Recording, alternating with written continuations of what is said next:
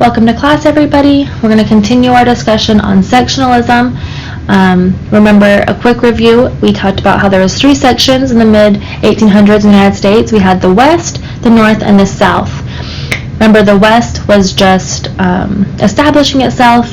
Most of the area out there were territories, or not even territories quite yet, and becoming states. So in this time of our class, we're not really going to worry too much about the West. We're mostly going to focus on the North and the South.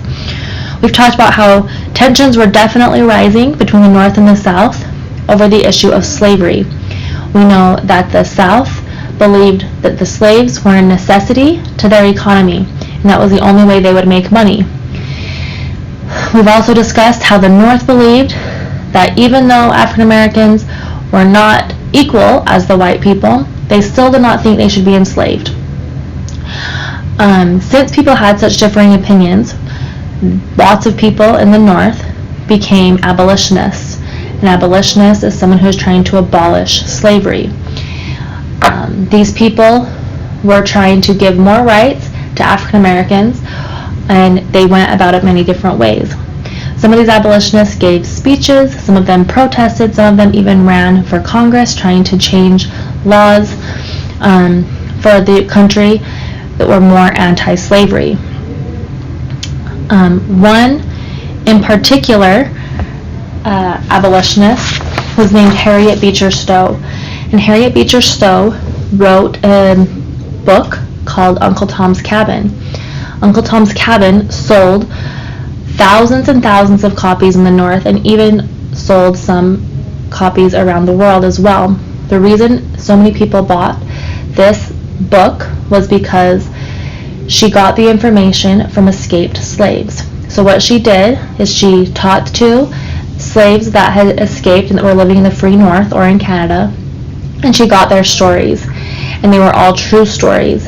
And instead of talking about each one individually and saying their names and having all of that, she decided to put it into one slave's life named Tom.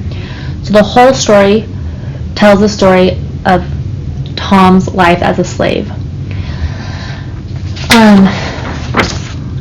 The reason it was so beneficial was because it said the truth about slavery and enslaved people, and this was the first time that Northerners knew how bad slavery had gotten. So basically it starts out with Tom being a head slave at a plantation owner's home, where he had a wife and he had a family, and the plantation owner was actually really good to him, and they had a really good relationship, and Tom was kind of running the whole farm.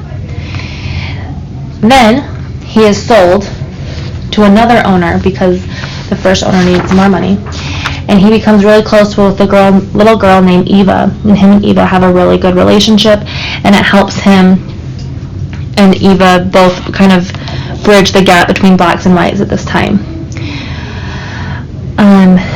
After he's there for a little while, Eva passes away from a sickness, and before she dies, she asks her dad to free Tom. Tom is then told that he will be free on Friday. Thursday evening, the plantation owner dies in a bar fight, basically. So Tom does not get free. His widow needs more money to pay off some debts, so she sells Tom. Tom is then sold to a man named Simon LeCree, and the Simon LeCree story is kind of the story that everyone's jaw dropped while reading, because he was a horrible plantation owner. In the meantime of all of Tom's life happening, there is a woman named Eliza, and Eliza is going to be sold as well. Eliza has a little boy named Jimmy, and Jimmy is going to be sold to someone else. So her and Jimmy escape. They are trying to go to Canada, and along the way they get help from some Amish people and some Quakers, where they hide them and they tell their story. During their runaway time, they find her husband, who is also on the run. The family meets together, and they are reunited at the base of the Canadian border, where they actually cross the river and are free into Canada.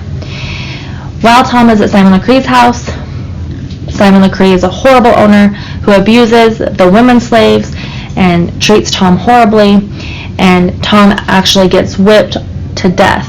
Right before he dies, the son of the initial owner comes and tries to buy him for his freedom.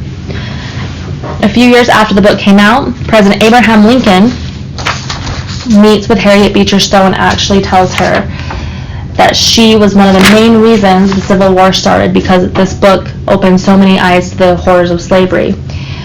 After all was said and done, Tom was never freed, even though he was bought into freedom, but he died before he could experience that, and he never saw his wife and kids again.